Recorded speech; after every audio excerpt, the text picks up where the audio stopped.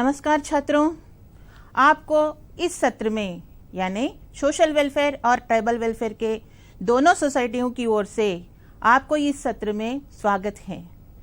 तो कहते हैं छात्रों, समय बलवान होता है। समय क्या है?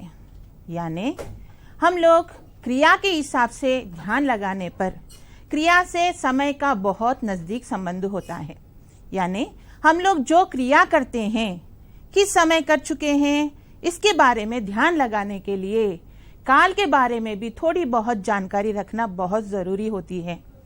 तो काल क्या होता है? आज मेरा विषय है काल। काल के बारे में बहुत सारे लोगों ने, जैसे महान कवियों ने यह कहा था कि जैसे कबीरदास जी कहते हैं, काल करे सो आज कर, आज करे सो अब, पल में परलय होयो गो, बाहुरी करेगो कब। यानी कवि कहते हैं कि जो काम आप लोग कल के लिए डालते हैं, यानी सोचते हैं कि होमवर्क कल करेंगे, यानी वो कल कब आएगा? इसीलिए वह कल कभी भी नहीं आ सकता है।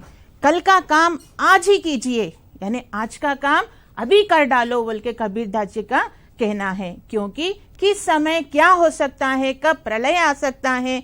हम लोग कामों को छोड़कर, पढ़ाई को छोड़कर और दूसरे कामों में लग सकते हैं, इसलिए कबीरदास जी ने ऐसा कहा होगा। लेकिन और कुछ लोग कहते हैं कि धीरे धीरे रे मना, धीरे सब कुछ होय, माली सिंचे 100 घड़ा, ऋतु आए फल होय। यानी यहाँ पर कोई भी काम समय पर ही चलता है। हम लोग पेड़ों को फल पाने के लिए एकदम से 100 घड़े पानी उसको डालने पर, यानी उसे 100 घड़ों से सिंचाई करने पर वह पेड़ सड़ जाता है, लेकिन फल नहीं आता है। इसीलिए जैसे आम का फल है, आम का फल कब आता है? गर्मी के मौसम में आता है। हमें आम का फल वर्षा के ऋतु में चाहिए बोलकर बहुत सारे पानी पेड़ों को डाले तो वह पेड़ क्या हो जाएगा? सड़ जाता है। इसीलिए हर काम समय पर ही होता है। यानी तेलुगु में आप लोग सुनते ही होंगे, निदानमे प्रदानमु बोल के कुछ लोग कहते हैं, तो कुछ लोग कहते हैं आलस्यम अमृतम विषम। यानी समय यानी कार्य के हिसाब से उन्होंने ये कहा होगा। हर काम के लिए यह जरूरी नहीं है कि यही बात लगाया जाए, लेकिन हर काम को जाने कुछ ऐसे विषय होते हैं बहुत ही जल्दी जल्दी करना पड़ता है। उस समय हम लोग धीरे धीरे रे मना, धीरे सब कुछ होए बोलकर बोले तो वही सोचकर बैठ गए तो काम रुक जाता है, और वहां पे काम नहीं होगा तो नुकसान हो जाता है। इसीलिए कार्य के हिसाब से, समय के अनुसार यह काम हमें सोच समझकर करना पड़ता है। तो मैं आज के विषय में जो काल कहती हूँ, इसे भी 2 प्रकार से सोचते हैं। जैसे कि समय के अनुसार काल भी होता है, साहित्य के हिसाब से भी काल होता है। साहित्य के हिसाब से काल 4 प्रकार के माने जाते हैं, जैसे आदिकाल, भक्ति काल और रीति काल और आधुनिक काल। यानी यह हुआ साहित्य के अनुसार। लेकिन आज हम लोग जो पाठ पढ़ रहे हैं वह समय के अनुसार के काल के बारे में बातचीत कर रहे हैं। यानी समय के अनुसार काल हम लोग कितने प्रकार के होते हैं, उसके भेद क्या है, उसके बारे में आज हम लोग चर्चा करेंगे।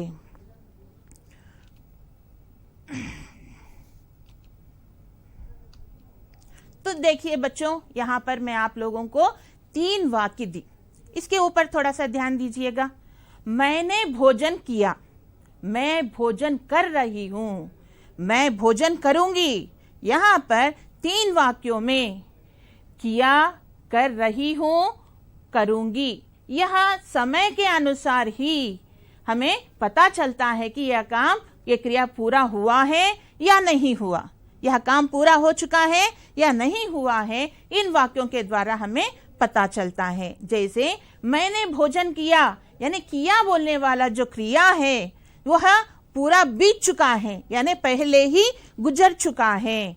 और दूसरे में मैं भोजन कर रही हूँ, यानी इस समय यह कार्य हो रहा है, यानी इस समय में जो कार्य हो रहा है उसे भी हम लोग ध्यान दे रहे हैं, वर्तमान काल बोल के जो कहते हैं हम लोग। तो अगला वाक्य देखिए, मैं भोजन करूंगी, यह तो आने वाले समय में होगा। तो यह 3 वाक्यों में जो क्रियाएं दिए हैं, यह हम लोगों को समय का पता करवाता है। यानी यह क्रिया किस समय चल रहा है, इसके बारे में हमें बता रहा है। किया, कर रही हूं और करूंगी। तो आज के विषय में हम लोग काल के बारे में बातचीत करेंगे। काल का अर्थ क्या है, काल क्या है, इसके संबंध में हम लोग बातचीत करेंगे। तो काल का अर्थ है समय। मैंने आपको पहले ही बताया समय के अनुसार काल होते हैं बोलकर, तो उसी प्रकार काल का अर्थ है समय। क्रिया के जिस रूप से उसके करने या होने के समय का पता चले उसे काल कहते हैं। यानी क्रिया किस समय में चल रहा है या पता चले तो उसे हम लोग कहते हैं काल। उदाहरण के लिए देखिए, रतन पत्र लिख रहा था, बालक पाठ पढ़ता है। सीमा बाजार जाएगी, सुनील गीता पढ़ता है। तो देखिए, रतन पत्र लिख रहा है और बालक पाठ पढ़ता है। सीमा बाजार जाएगी, सुनील गीता पढ़ता है। यहाँ पर लिख रहा था, पढ़ता है, जाएगी और पढ़ता है। यह क्रियाएं किस काल में हो रहे हैं इसे हम लोग कहते हैं काल। यानी समय, कौन से समय में यह क्रिया पूरा हो चुका है वह यहाँ पे जो रेखांकित किया गया है उन वाक्यों के ऊपर ध्यान दीजिए। वह किस समय हो रहा है या होने वाला है या हो चुका है, उसके संबंध में यहाँ पर बताया जा रहा है। इन वाक्यों के ऊपर ध्यान दीजिएगा। तो देखिए, काल के बारे में हम लोग पता लगे। काल यानी समय। इस समय को भी हम लोग 3 प्रकार के मानते हैं। जैसे काल के भेद होते हैं 3 प्रकार। पहला है भूतकाल, और दूसरा है वर्तमान काल, तीसरा है भविष्यत काल। तो पहला कौन सा है बच्चों? भूतकाल। दूसरा है वर्तमान काल और तीसरा है भविष्यत काल। इसे भूतकाल को हम लोग अंग्रेजी में कहते हैं पास्ट टेंस, वर्तमान काल को कहते हैं प्रेजेंट टेंस और भविष्यत काल को कहते हैं फ्यूचर टेंस। यानी पास्ट, प्रेजेंट और फ्यूचर टेंस के बारे में आज हम लोग बातचीत करेंगे। काल क्या है और उसके उपभेद क्या है उसके बारे में हम लोग बातचीत करेंगे। तो पहला है भूतकाल, जो पास्ट टेंस। पास्ट जो होता है वो बीता हुआ होता है। भूत जो होता है गुजरा हुआ होता है, जो चला गया, जो बीत चुका है, उस काल को हम लोग भूतकाल कहते हैं। भूतकाल का परिभाषा देखिए यहाँ पर। भूतकाल का अर्थ बीता हुआ समय। क्रिया का जो रूप उसके बीते हुए समय में होना पाया जाता है उसे भूतकाल कहते हैं। यानी जो कार्य हम लोग कर रहे हैं वो गुजर चुका है, वो हो चुका है, वो बीत गया है बोल के जब हमें पता चले, महसूस हो या हमें ध्यान में आ जाए कि ये काम पूरा हो गया है, ऐसे क्रियाओं को हमें भूतकाल कहते हैं। जैसे पहला वाक्य है, देखिए, कल बस खराब हो गई थी, माँ ने कपड़े धोए, रम्या पढ़ रही थी, श्रीकांत ने पत्र लिख रहा था, राम ने रावण का वध किया था। यह पूरे क्रियाएं जो हो गई थी, धोए रही थी, पत्र लिख रहा था, वध किया था, ये जो क्रियाएं हैं ये पहले ही हो चुके हैं। इन क्रियाओं से हमें पता चलता है कि यह कार्य पूरा हो गया है, यह समय हो चुका है। ऐसा हमें महसूस होता है, ऐसा हमें फीलिंग होता है कि यह क्रिया खत्म हो गई, पहले ही खत्म हो गई। यानी राम ने रावण को कब मारा, भूतकाल में कब मारा पता नहीं है, यानी वो काम पूरा हो चुका है। ऐसे क्रियाओं को हम लोग भूतकाल कहते हैं। तो देखिए बच्चों, मैंने आपको बताया उपभेद। यहाँ पर मैंने इन उपभेदों के बारे में थोड़ी बहुत बताना चाहती हूँ। जैसे कि उपभेदों में भूतकाल का हो या वर्तमान काल का या भविष्यत काल के उपभेदों में कई जगहों पर कई प्रकार से बताए जा रहे हैं। लेकिन मैंने जो 9वीं कक्षा के पाठ्य पुस्तक में से जो दिया गया है, जैसे कि यहाँ पर भूतकाल के 6 प्रकार हैं, वर्तमान काल के 4 प्रकार हैं और भविष्यत काल के भी 4 प्रकार दिए गए हैं। तो इसी के अनुसार मैंने यह कार्य पूरा कर चुकी हूँ, यानी जो आप लोगों को मैं अब पढ़ा रही हूँ या समझा रही हूँ या आपसे चर्चा कर रही हूँ, यह 9वीं कक्षा के पाठ्य पुस्तक के आधार पर कर रही हूँ मैं। तो यहाँ पर भूतकाल के उपभेद देखिए, भूतकाल के पूरे 6 उपभेद होते हैं। तो पहला है सामान्य भूतकाल, दूसरा है आसन्न भूतकाल, तीसरा है पूर्ण भूतकाल और चौथा अपूर्ण भूतकाल और 5वां होता है संदिग्ध भूतकाल और छठा हेतुमत भूतकाल होता है। तो और एक बार बच्चों, ये 6 प्रकार के भूतकालों को एक बार से फिर से हम लोग दोहराएंगे। पहला भूतकाल है सामान्य भूतकाल, दूसरा है आसन्न भूतकाल और तीसरा है पूर्ण भूतकाल और चौथा अपूर्ण भूतकाल और 5वां संदिग्ध भूतकाल और छठा है हेतुमत भूतकाल। तो यह 6 भूतकाल के उपभेद या प्रकार माने जाते हैं। तो इन उपभेदों में पहला उपभेद भूतकाल का है सामान्य भूतकाल। तो पहले यहाँ पर मैंने उदाहरण दी मैं, उसके बाद में परिभाषा बताई मैं, यानी उदाहरणों के द्वारा भी हम लोग थोड़ी बहुत जानकारी प्राप्त कर सकते हैं, समझ सकते हैं। इसके लिए मैं पहले कुछ उदाहरणों को यहाँ पर दी। तो पहला उदाहरण देखिए, सरला ने गीत गाई, वह स्कूल गया, पवन ने पतंग उड़ाया। सरला ने गीत गाई, वह स्कूल गया, पवन ने पतंग उड़ाया। यहाँ पर गाई, गया, उड़ाया यह सामान्य रूप से चलता रहता है, यानी इसका समय यानी किस समय यह कार्य पूरा हो चुका है हमें पता नहीं है, यानी भूतकाल में ही पूरा हो चुका है, सामान्य तरीके से पूरा हो चुका है। इसीलिए तो देखिए परिभाषा देखिए यहाँ पर, जिस काल में क्रिया के होने का पता चले लेकिन समय का स्पष्टता न हो, इस प्रकार के समय को सामान्य भूतकाल कहते हैं। जिस काल में क्रिया के होने का पता चले, यानी क्रिया चल रहा है, क्रिया हुआ है, यह पता चलता है, लेकिन समय का स्पष्टता ना हो, यानी किस समय हुआ है, होकर कुछ साल हुए हैं, कुछ समय हुआ है, कुछ दिन हुए हैं, कुछ घंटे हुए हैं, ये हमें स्पष्टता नहीं है, क्लियरली नहीं बताया गया है। इसीलिए इस प्रकार के वाक्यों को हम लोग सामान्य भूतकाल कहते हैं। तो नेक्स्ट है यहाँ पर दूसरा है आसन्न भूतकाल। तो आसन्न भूतकाल में भी आपको कुछ उदाहरण दी, पहले बताई मैं आपको।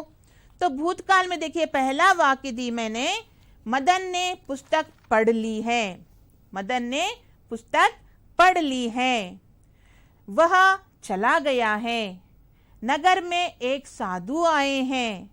तो यहाँ पर देखिए पढ़ ली है, गया है, आए हैं, यह अभी अभी हुआ है। जैसे कि आसन्न का मतलब होता है निकट, निकट का मतलब नजदीक, यानी भूतकाल या वर्तमान काल के पहले ही, यानी थोड़ी देर पहले ही यह हो चुका है।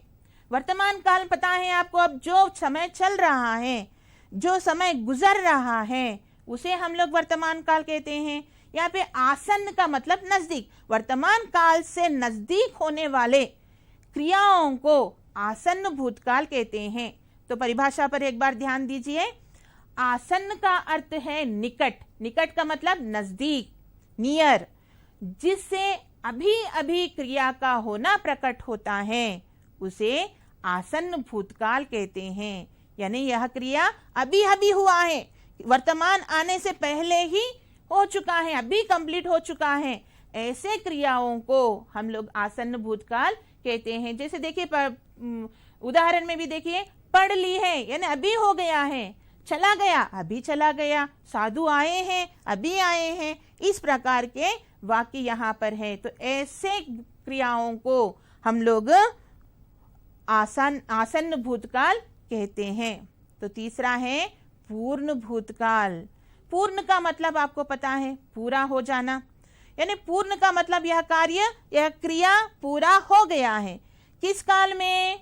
भूतकाल में, यानी जो कार्य भूतकाल में पूरा हो जाता है उसे हम लोग पूर्ण भूतकाल कहते हैं। जैसे देखिए, उदाहरण के लिए देखिए, गांधी जी ने हमें अहिंसा का उपदेश दिया, यह भूतकाल में हो चुका है।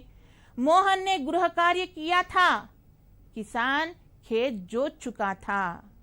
तो यहाँ पर उपदेश दिया, किया है, गृह कार्य किया था, जोत चुका था, यह पूरे भूतकाल में पूरे हो चुका है, यह बीते हुए समय में हो चुका है। तो उदाहरण यहाँ पे देखिए, परिभाषा देखिए, जो कार्य समाप्त होकर बहुत समय बीत चुका है उन्हें पूर्ण भूतकाल कहते हैं। यानी यह किस समय हुआ, इसका समय क्या है, कितना समाप्त होकर कितना समय लगा है, इसके बारे में हमें पता नहीं है, लेकिन यह कार्य भूतकाल में ही हो गया। यानी गांधी जी हमें उपदेश, अहिंसा का उपदेश देकर बहुत साल हो चुके हैं, मोहन गृह कार्य करके बहुत समय हो चुका है, और किसान जोत कर भी बहुत समय हो चुका है। इसीलिए यह कार्य तो समाप्त हो गया है, इसीलिए इसे हम लोग पूर्ण भूतकाल कहते हैं। यानी कार्य भी इसी काल में, भूतकाल में ही पूरा हो चुका है। उपदेश देना भी भूतकाल में ही पूरा हो चुका है, गृह कार्य भी करना भूतकाल में ही पूरा हो चुका है, और खेत को जोतना भी किसान भूतकाल में ही पूरा कर चुका है। इसीलिए इस प्रकार की क्रियाओं को हम लोग पूर्ण भूतकाल कहते हैं। तो चौथा है अपूर्ण भूतकाल। अपूर्ण का मतलब आपको पता ही है, पूर्ण का मतलब आपको पता है पूरा हो गया, यानी पूरा क्रिया कंप्लीट करना। आ का सामने आ गया, यानी पूर्ण को हम लोग आ उपसर्ग लगाए यहाँ पर। तो आ का मतलब होता है ना, नहीं, यानी कार्य यहाँ पर पूरा नहीं हुआ है, इसलिए अपूर्ण बोलते हैं। अगर पूर्ण हो गया तो पूर्ण भूतकाल में आएगा, यह कार्य पूरा नहीं हुआ, इसीलिए हम लोग यहाँ पर अपूर्ण भूतकाल में रखे हैं। तो देखिए, उदाहरण के लिए देखिए, किसान खेत जोत रहा था, छात्र मैदान में खेल रहे थे, श्रीमती भाषण दे रही थी, माँ भोजन बना रही थी। तो देखिए, ध्यान दीजिए बच्चों, यहाँ पर जो मैं रेखांकित की मैं वाक्यों को, रहा था, रहे थे, दे रही थी, यह चल रहा है। यानी यहाँ कार्य क्रिया आरंभ तो होना भूतकाल में ही, लेकिन यह कंटिन्यू चल रहा है। यानी यहाँ पर परिभाषा के ऊपर भी ध्यान दीजिए, क्रिया भूतकाल में आरंभ होकर अब तक पूरा ना हुआ हो उसे अपूर्ण भूतकाल कहते हैं। क्रिया तो कार्य, काम आरंभ होना तो भूतकाल में आरंभ हो गया, लेकिन अब तक मैं पूरा ना कर चुकी। तो वैसे इस प्रकार के कार्यों को, इस प्रकार के क्रियाओं को अपूर्ण भूतकाल कहते हैं। तो बच्चों, पांचवा भूतकाल है संदिग्ध भूतकाल। संदिग्ध का मतलब होता है संदेह। संदिग्ध का मतलब संदेह, डाउट, शंका, अनुमान, ऐसे विषय पर्यायवाची शब्द होते हैं। तो वैसे भूतकाल को हम लोग संदिग्ध भूतकाल कहते हैं। जैसे उदाहरण के रूप में देखिए, सरला क्रिकेट खेल चुकी होगी, विद्यार्थी परीक्षा लिख चुके होंगे, कहीं पानी बरसा होगा, पिताजी हैदराबाद पहुंच चुके होंगे। यहाँ पर देखिए, जो रेखांकित की मैंने, होगी, होंगे, होगा, होंगे, यानी यहाँ पर क्रियाएं संदिग्ध हुआ या नहीं हुआ है, या कार्य पूरा हुआ है या नहीं है। शुरू होना तो भूतकाल में शुरू हो गया, पहले समय में ही पूरा हो गया, लेकिन यह अभी तक पूरा हुआ है या नहीं हुआ है, हमें थोड़ा बहुत संदेह है। वहां पे सरला क्रिकेट खेल रही थी, लेकिन पूरा हुआ या अभी तक खेल रही है, हमें पता नहीं है। इस प्रकार के वाक्यों को हम लोग संदिग्ध भूतकाल कहते हैं। तो परिभाषा देखिए एक बार, क्रिया के जिस रूप से अतीत में, अतीत का मतलब जो गुजरा हुआ, भूतकाल में, अतीत में हुए या करे हुए कार्य पर संदेह प्रकट किया जाए, उसे संदिग्ध भूतकाल कहते हैं। यानी जो क्रिया, जो खेलना हो, लिखना हो, या पानी बरसना हो, या हैदराबाद जाना हो, यानी ऐसे कार्य पूरा हुआ है या नहीं भूतकाल में, हमें पता नहीं। तो ऐसे वाक्यों को हम लोग, ऐसे क्रियाओं को हम लोग संदिग्ध भूतकाल कहते हैं। संदिग्ध का मतलब क्या है? संदेह, शंका, डाउट। ऐसे जब डाउट हुआ, वो काम पूरा हुआ या नहीं हुआ, ऐसे संदेह है हमें, तो इस प्रकार के क्रियाओं को हम लोग संदिग्ध भूतकाल कहते हैं। तो बच्चों, छठा और भूतकाल का आखिरी प्रकार है हेतु हेतुमत भूतकाल। हेतु हेतुमत भूतकाल। तो यहाँ पर उदाहरण देखिए, अगर तुम परिश्रम करते तो अवश्य सफल होते। अगर वर्षा होती तो फसल अच्छी होगी। लड़के को पुस्तक मिलती तो पढ़ता। बादल आते तो वर्षा होती। तो यहाँ पर देखिए, एक क्रिया दूसरे क्रिया पर निर्भर हो रही है। यानी एक क्रिया कंप्लीट हुआ या पूरा होने पर ही दूसरा क्रिया पूरा हो सकता था, लेकिन यहाँ पर वे इस प्रकार नहीं हुआ है। तो परिभाषा पर ध्यान दीजिए एक बार। क्रिया के जिस रूप से यह पता चले कि कार्य हो सकता था, लेकिन दूसरे कार्य के कारण या दूसरे किसी क्रिया के कारण वह हुआ नहीं, इस प्रकार के क्रियाओं को हम लोग हेतु हेतुमत भूतकाल कहते हैं। यानी यह क्रिया जो परिश्रम अगर करता, परिश्रम क्रिया जैसे काम करता, सीखता, अभ्यास करता, तो वह सफल होता था। लेकिन यहाँ पर परिश्रम ही नहीं किया तो वह सफल कैसे हो जाएगा? अगर बादल होते या वर्षा होती तो फसल अच्छी होती। वर्षा होने के लिए भी बादल चाहिए। अगर बादल आते तो वर्षा होती। अगर वर्षा होती तो फसल अच्छे होते। फसल का मतलब आपको पता ही होगा, जैसे गेहूं का फसल, चावल के फसल, क्रॉप बोल के कहते हैं आप लोग। तो ऐसे ही वाक्य है। लड़के को पुस्तक मिलती तो वह पढ़ता। अगर वह पढ़ नहीं पाया क्योंकि उसे पुस्तक नहीं मिली, यानी यहाँ नहीं मिलना बोलने वाला क्रिया होने पर ही वह पढ़ नहीं सका। अगर उसे पुस्तक मिलती तो वह पढ़ चुका होता।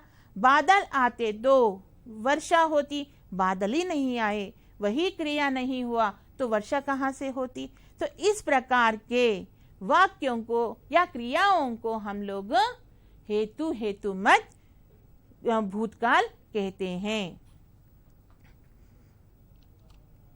तो अब हम लोग अब तक भूतकाल के बारे में बातचीत कर चुके हैं, चर्चा कर चुके हैं। भूतकाल यानी जो गुजरा हुआ समय में जो क्रियाएं चल रही हैं उसे हम लोग भूतकाल कहते हैं। तो नेक्स्ट काल के बारे में बात चर्चा करेंगे। दूसरा है वर्तमान काल। वर्तमान काल जो समय अब बीत रहा है, जैसे कि मैं आपको काल के बारे में पाठ समझा रही हूँ या आपसे मैं काल के बारे में चर्चा कर रही हूँ। यानी यह कार्य कब हो रहा है? अभी हो रहा है। मैं अभी कर रही हूँ, इसी समय कर रही हूँ। यानी जो अब चल रहा है इस समय को वर्तमान काल कहते हैं। जैसे देखिए यहाँ पर परिभाषा देखिए, ध्यान दीजिए परिभाषा के ऊपर। क्रिया के जिस रूप से यह पता चले कि काम अभी हो रहा है उसे वर्तमान काल कहते हैं। यानी क्रिया अब चल रहा है ऐसा हमें पता चले, महसूस हो, इस प्रकार के क्रियाओं को हम लोग वर्तमान काल कहते हैं। तो उदाहरण के लिए देखिए, वर्षा हो रही है, लेकिन अब तो वर्षा नहीं हो रही है, गर्मी का मौसम है, गर्मी बहुत ही है यहाँ पर, है ना। तो यहाँ पर वाक्य के रूप में मैं बताई, वर्षा हो रही है, नंदू पढ़ रहा है, सिंदूरी जाती है, मुनि माला फेरता है। यह इस समय चल रहा है, वर्षा अब हो रहा है, नंदू अब पढ़ रहा है, सिंदूरी अब जा रही है या जाती है, और मुनि माला फेरते हुए हैं। तो इस प्रकार के क्रियाओं को हम लोग वर्तमान काल कहते हैं। तो वर्तमान काल के भी कई भेद हैं, मैंने आपको बताई। वर्तमान काल के यहाँ पर मैं 3 भेद बताई मैं।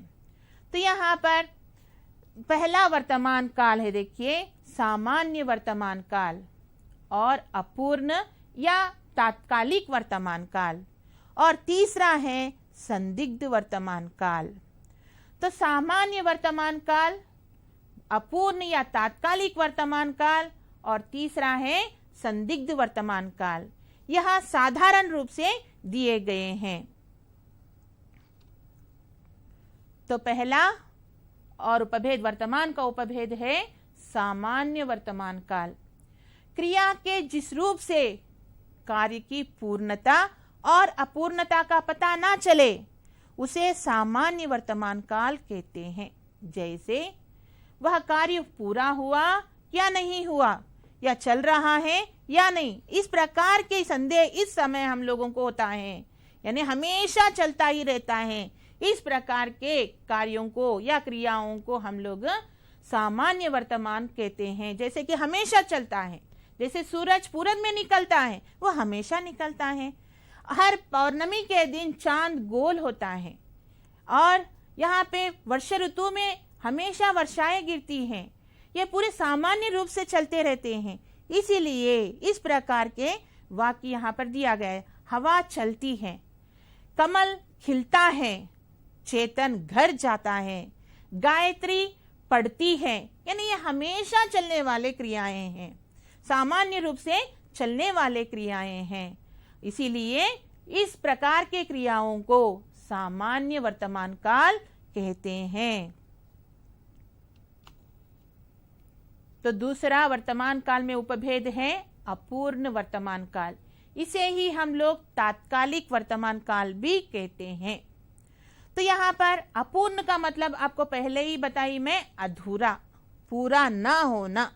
इस प्रकार के वर्तमान काल क्रिया के जिस रूप से कार्य का लगातार होने का पता चलता है उसे अपूर्ण या तात्कालिक वर्तमान काल कहते हैं।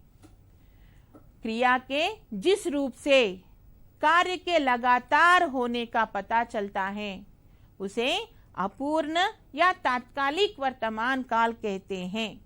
तो उदाहरण के रूप में देखिए, पूजिता गीत गा रही है, बंदर नाच रहा है, सोनिया पत्र लिख रही है, माताजी दफ्तर जा रही हैं। तो यहाँ पर देखिए, यह कार्य कंटिन्यूअसली चल रहा है, अभी पूरा नहीं हुआ है, पूरा होता ही जा रहा है। यानी गीत गाना शुरू हुआ अब, लेकिन वह कंटिन्यू चलता ही है। इस प्रकार के जैसे कि गा रही है, नाच रहा है, लिख रही है, जा रही है, यह कंटिन्यूअसली चल रहा है। इस प्रकार के वर्तमान काल को हम लोग अपूर्ण या तात्कालिक वर्तमान काल कहते हैं। तात्कालिक का मतलब है थोड़ी देर के लिए, अब थोड़ी देर तात्कालिक रूप से रहेगा, फिर बाद में वह पूरा हो जाएगा या ना पूरा नहीं होगा, यह हमें पता चल जाएगा। इसी प्रकार हम लोग अपूर्ण भूतकाल में भी रहा, रही, रहे का भी उपयोग कर चुके हैं। ध्यान दीजिएगा उसके ऊपर, वह भी अपूर्ण यानी तात्कालिक ही होता है।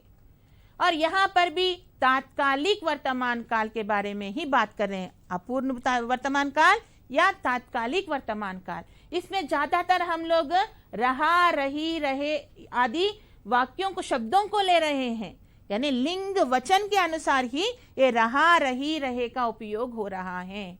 इस प्रकार के अगर भूतकाल में क्रिया है तो उसे हम लोग अपूर्ण भूतकाल कहते हैं, और वर्तमान काल में है, थोड़ी देर के लिए चल रहा है, तो ऐसे वाक्यों को या ऐसे क्रियाओं को हम लोग अपूर्ण या तात्कालिक वर्तमान काल कहते हैं।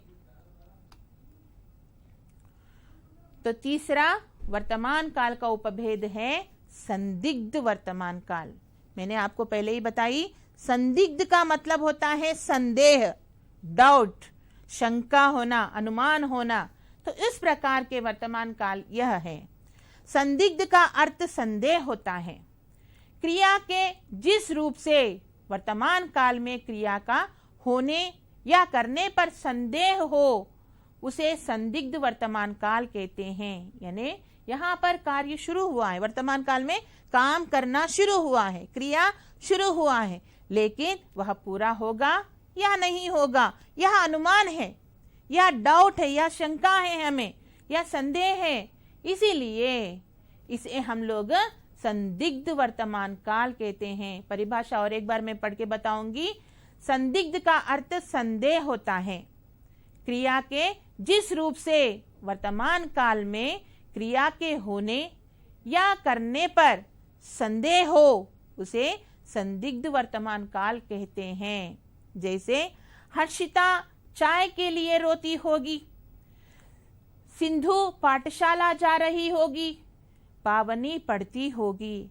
यह कार्य हमारे सामने नहीं चल रहा है या दूर कहीं पे चल रहा है, केवल हम लोग उसे अनुमान लगाते हैं कि अगर चाय ना मिला तो हर्षिता रोएगी, क्योंकि हर्षिता को चाय बहुत पसंद है, इसीलिए चाय ना मिला तो वह रोती रहेगी। यह सिंधु बहुत ही अच्छी लड़की है, वह हमेशा पाठशाला जाती है, वह पाठशाला जाती होगी, अभी भी जाती होगी, और पावनी पढ़ती होगी इस समय भी, क्योंकि पढ़ने में रुचि है पावनी का, इसीलिए वह पढ़ती होगी। इसीलिए यह संदेह मैंने जताया है। इसीलिए इस प्रकार की क्रियाओं को संदिग्ध वर्तमान काल कहते हैं। तो अब तक हम लोग भूतकाल के 6 प्रकार और वर्तमान काल के 3 प्रकार पढ़ चुके हैं। और भविष्यत काल, तो भविष्यत काल का मतलब है आने वाला समय, या जो समय बीत चुका है, गुजर चुका है, वह भूतकाल हुआ। जो अब चल रहा है यह वर्तमान काल होता है, और आने वाला समय जो होता है वह भविष्यत काल होता है। तो भविष्यत काल का परिभाषा देखिए।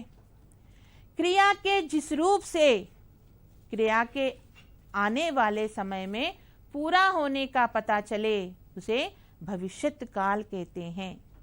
क्रिया के जिस रूप से क्रिया के आने वाले समय में पूरा होने का पता चले, यानी यह काम भविष्य में पूरा होगा, या हमें लगे या महसूस हो, हम लोग हमें उसके ऊपर कॉन्फिडेंस है, विश्वास है, यह भविष्य में पूरा होगा। इस प्रकार के क्रियाओं को हम लोग भविष्यत काल कहते हैं।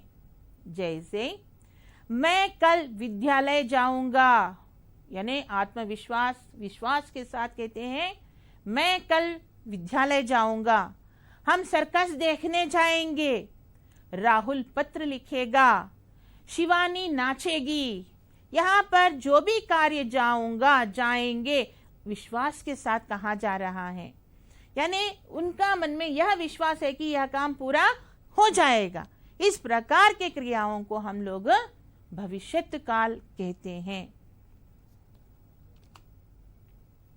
तो इसके भी उपभेद 4 प्रकार के हैं। भविष्यत काल के 4 उपभेद होते हैं। पहला है सामान्य भविष्यत काल, दूसरा है सातत्य बोधक भविष्यत काल, और तीसरा पूर्ण भविष्यत काल, और चौथा है संभाव्य भविष्यत काल। तो और एक बार बताऊंगी, क्योंकि इसमें थोड़ा बहुत कठिन शब्द हैं, इसलिए दोहराना चाहती हूं इसे मैं। तो पहला उपभेद है सामान्य भविष्यत काल, दूसरा है सातत्य बोधक भविष्यत काल, और तीसरा है पूर्ण भविष्यत काल, और चौथा है संभाव्य भविष्यत काल। तो पहला भविष्यत काल यहाँ पर देखिए, पहले परिभाषा पढ़ूंगी मैं, उसके बारे में हम लोग चर्चा करेंगे। क्रिया के जिस रूप से क्रिया के सामान्य रूप का भविष्य में होने का पता चले उसे सामान्य भविष्यत काल कहते हैं। क्रिया के जिस रूप से क्रिया के सामान्य रूप का भविष्य में होने का पता चले, यानी क्रिया भविष्य में पूरा होगा ऐसा हमें लगे, ऐसा पता चले, इस प्रकार के क्रियाओं को भविष्यत काल यानी सामान्य भविष्यत काल कहते हैं। सामान्य रूप से, जैसे कि कल अखबार आएगा तो मैं कल समाचार पत्र पढ़ेंगे। हर दिन अखबार आता है, हर दिन समाचार पत्र आता है, हर दिन हम लोग पढ़ते रहते हैं, यानी भविष्य में भी यह कार्य पूरा होगा, यही विश्वास होता है। इसीलिए इस प्रकार की क्रियाएं यहाँ पर है। तो देखिए, उदाहरण के लिए देखिए, किरण समाचार पत्र पढ़ेगा, बच्चे खेलने जाएंगे, अखिल घर जाएगा, कौशिक पढ़ेगा, हम घूमने जाएंगे। यह सामान्य रूप से है, यह हमेशा होते रहते हैं और आगे वाले समय में भी, आने वाले समय में भी यह पूरा होगा, यह विश्वास है। ऐसे सामान्य प्रकार के क्रियाओं को हम लोग सामान्य भविष्यत काल कहते हैं।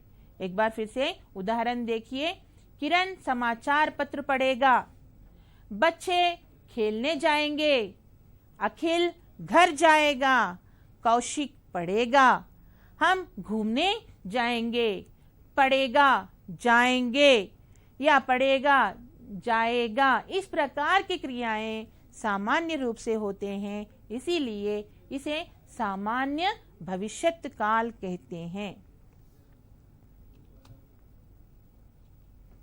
तो दूसरा भविष्यत काल का उपभेद है सातत्य भविष्यत काल।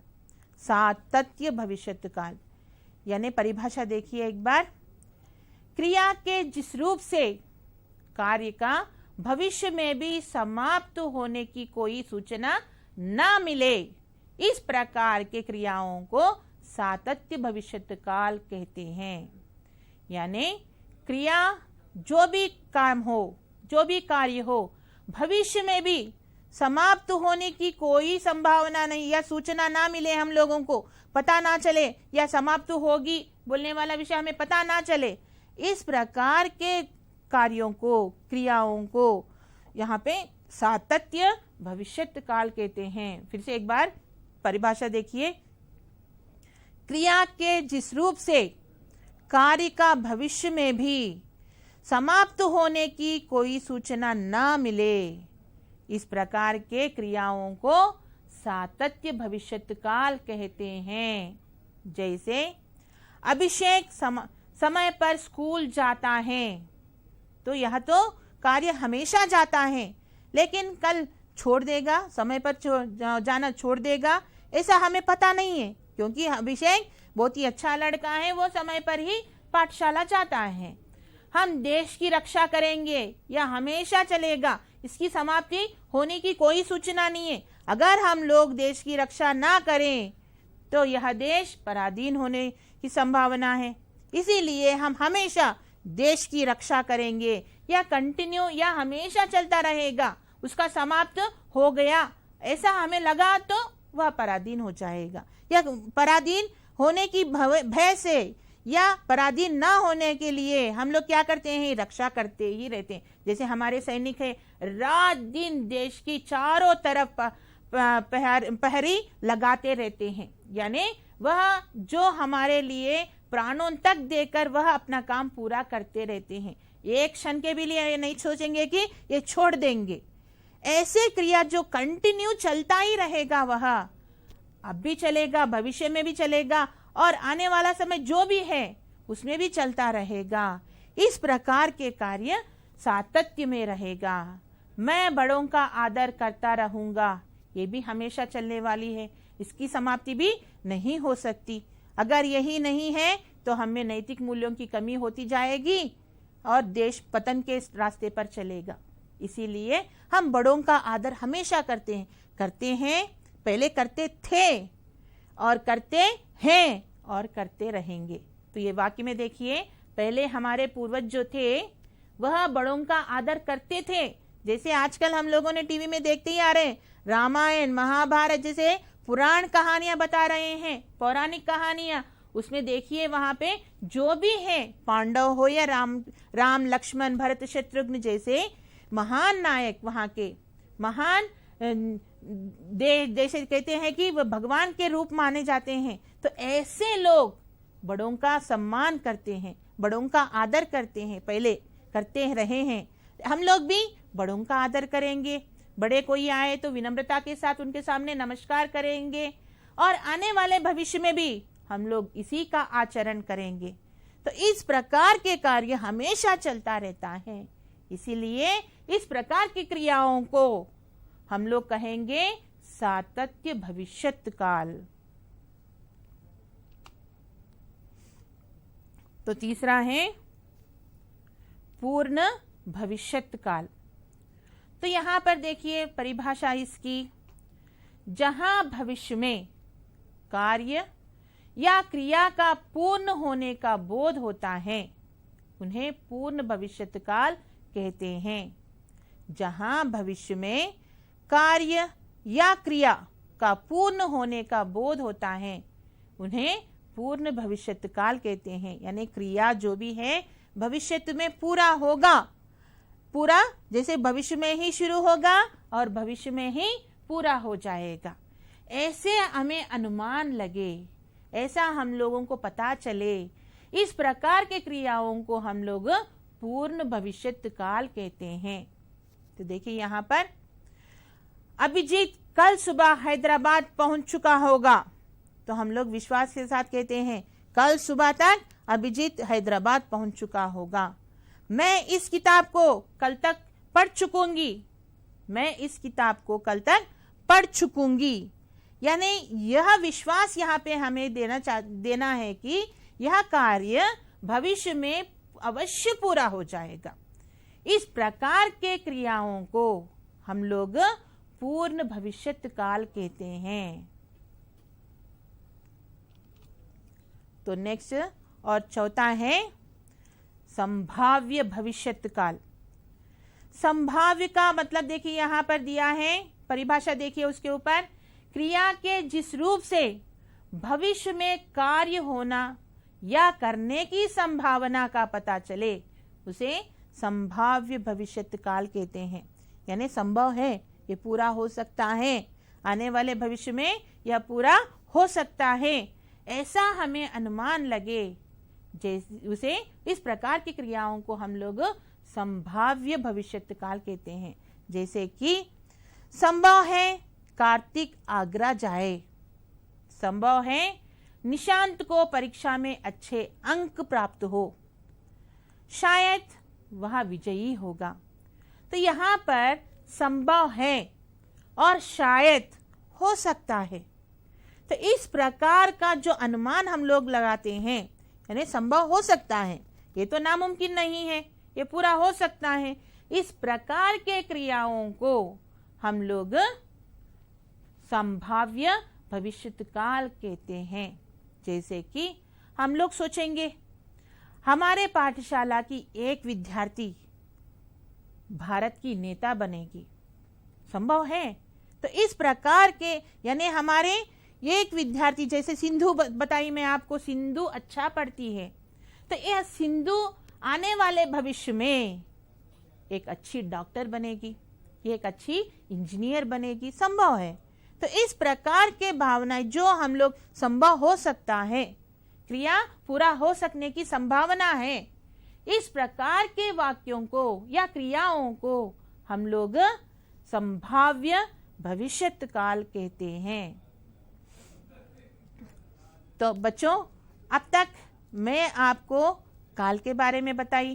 काल यानी समय होता है, समय अच्छी तरह से जो उपयोग करता है वह आगे भविष्य में भी उच्च स्थान पर, अच्छे स्थान पर रह सकता है, क्योंकि समय का पालन करना बहुत ही जरूरी होता है। वही जो समय के अनुसार समय सारिणी बनाकर जो पढ़ लिखेगा, तो यह सोचते होंगे बहुत सारे लोग, अब कोरोना है, घर में बैठेंगे, आराम से खाएंगे, पिएंगे, सोएंगे, इस प्रकार सोच जिसकी होती है वो पिछड़ जाएगा। दूसरे बच्चों से जो मेहनत करके अभ्यास करके आगे आते हैं उन बच्चों से पिछड़ जाएगा और पाठशालाओं में आने के पश्चात वह उन सबके सामने शर्मिंदगी महसूस करता रहेगा, क्योंकि अभी से समय अभी है, अभी से हम लोग एक समय सारिणी डालकर उसी के हिसाब से हम लोग सुबह से उठकर रात तक क्या क्या कार्य करना चाहिए, क्रियाएं करना चाहिए, या सोच समझकर समय सारिणी बनाकर उसके अनुसार हम लोग आगे बढ़ें, उसके अनुसार कार्य करते जाएं, तो हम आगे आने वाले भविष्य में भी एक अच्छे वैज्ञानिक बन सकते हैं, संभव है ना। तो इस प्रकार हम लोग भी एक समय सारिणी को बना लेना चाहिए। और कोरोना होने के कारण हम लोग बाहर जाने पर बहुत सारे छूट आप लोगों को मिल चुकी है, लेकिन इसका बुरा इस्तेमाल कभी मत कीजिएगा। बुरा इस्तेमाल करें तो आप भी शिकार बन जाएंगे कोरोना की। इसलिए आप लोग मुंह के ऊपर मास्क लगाइए, सैनिटाइजर का उपयोग कीजिए और घर में बैठकर पढ़ाई कीजिए, अभ्यास कीजिए, क्योंकि हर दिन आप लोगों को इस कार्यक्रम के द्वारा कई प्रकार के अभ्यास या विषय के बारे में अभ्यास करवाए जा रहे हैं। थोड़ा बहुत ध्यान, यानी आप लोगों को सुबह से शाम तक पढ़ाई करो बोल के भी हम लोग नहीं बोलेंगे, क्योंकि खेल भी बहुत जरूरी है, अन्य विषय भी बहुत जरूरी है, इसीलिए उसके ऊपर भी थोड़ा बहुत आप लोग ध्यान दीजिएगा। तो इस प्रकार आप लोग काल के बारे में बातचीत कर चुके हैं, हम लोग चर्चा कर चुके हैं। काल 3 प्रकार के होते हैं, पहला है भूतकाल, दूसरा है वर्तमान और तीसरा है भविष्यत काल। जो काल, जो समय बीत चुका है, समय में जो क्रियाएं, बीता हुआ समय में जो क्रियाएं हो चुके हैं, उस प्रकार के क्रियाओं को हम लोग भूतकाल कहते हैं। जो अब हम लोग चल रहे हैं, जो चल रहा है समय, इस समय में हम लोग जो क्रियाएं कर रहे हैं, इस प्रकार के क्रियाओं को वर्तमान काल कहते हैं। और आने वाले समय में जो हम लोग कार्य करेंगे, क्रियाएं करेंगे, उस प्रकार के क्रियाओं को हम लोग भविष्यत काल कहते हैं। तो बच्चों, आप लोगों को मैं सोच रही हूं कि आप लोगों को समझ में आ गया होगा। तो इसके लिए मैं आपको छोटा सा अभ्यास देना चाहती हूँ। कहाँ तक आप लोग समझ चुके हैं, इसके ऊपर एक छोटा सा, केवल 5 मिनट का ही अभ्यास आपको मिलेगा। जो ध्यान से सुनेंगे, केवल 5 मिनट में उसे पूरा कर भी देंगे। तो इतना आसान अभ्यास आपको दिया जा रहा है, सोच रही हूँ उसे पूरा करेंगे आप लोग। तो यहाँ पर गृह कार्य देखिएगा। तो गृह कार्य में आपको मैं एक बार पढ़ के बताऊंगी। कोष्टक में दिए गए काल को ध्यान में रखकर उचित क्रियाओं को लिखिए। कोष्टक में दिए गए काल को ध्यान में रखकर उचित क्रियाओं को लिखिए। जैसे मैं बाजू में ब्रैकेट में काल को दी है मैंने यहाँ पर, भविष्यत काल या वर्तमान काल, यानी उससे संबंधित क्रियाएं ही यहाँ पर लिखना होगा। यानी मैं चाय, यानी ये क्रिया यहाँ पर जो फिल इन द बैंक्स रिक्त स्थान दिया गया है, उसमें भविष्यत काल से संबंधित क्रिया ही लगाना है। दूसरा है नेहा अपना पाठ, वर्तमान काल का क्रिया यहाँ पर आना चाहिए। यहाँ पर दूसरा देखिए, निर्देशानुसार बदलिए। निर्देश क्या है? जो ब्रैकेटों में आपको काल दिया है उसी के हिसाब से उस वाक्य को भी हमें बदलना है। जैसे हर्षिता पत्र पढ़ रही थी, ये वाक्य भूतकाल में है। कौन सा भूतकाल? अपूर्ण भूतकाल में है यह, तो आपको यहाँ पर वर्तमान काल में बदलना है। तो दूसरा देखिए, कार्तिक मैच देखेगा। यहाँ पर देखिए, यह भी भविष्यत काल से संबंधित वाक्य है, तो इस वाक्य को हम लोग भूतकाल में लिखना है। तो तीसरा वाक्य है, मैं प्रतिदिन हिंदी पढ़ती रहूंगी, मैं प्रतिदिन हिंदी पढ़ती हूँ। मैं प्रतिदिन हिंदी पढ़ती हूँ, यह वाक्य वर्तमान काल में है, इसे आप लोग भविष्यत काल में बदलना होगा। यानी पहले का गृह कार्य जो पहला बिट है, उसमें क्रियाएं काल से संबंधित देना है, क्रियाओं को लिखना है, और दूसरे भाग में वाक्यों को काल बदलकर फिर से लिखना पड़ेगा। तो ध्यान दीजिएगा, इसे पूरा करना है। तो बच्चों, मैं आपको एक छोटी सी बात बताना चाहती हूँ। जैसे आप लोग सोच रहे हैं, प्राचीन काल बोल के जो बोलते हैं, जो भूतकाल बोलते हैं, उससे संबंधित एक छोटी सी कहानी आपको बताऊंगी मैं, जो भूतकाल से संबंधित है। तो पहले मैं आपको बताना चाहूंगी, एक सज्जन आदमी था। वह जंगल में चलता जा रहा था, तो जाते जाते उसे एक रास्ते में पड़ा हुआ एक मगरमच्छ दिखाई दिया। तो मगरमच्छ पानी में बहुत ही बलवान होता है, तो मगरमच्छ बिना पानी का वहां पे तड़पता हुआ बहुत ही बलहीन होकर नीचे गिरा हुआ पड़ा हुआ था। तो वह सज्जन आदमी उसे देखा और उसे देखकर सोचने लगा, अरे बिना पानी का मगर तो मर जाएगा। यह सोचकर उसने क्या किया, उस मगर को उठाकर ले गया। तो बच्चों, तो समय तो बीत चुका है। मैं सोचती हूँ कि आपको कहानी भी बताऊं, बहुत ही मजेदार कहानी थी, लेकिन समय गुजर जाने के कारण यह सत्र यहीं पर समाप्त कर देती हूँ। धन्यवाद।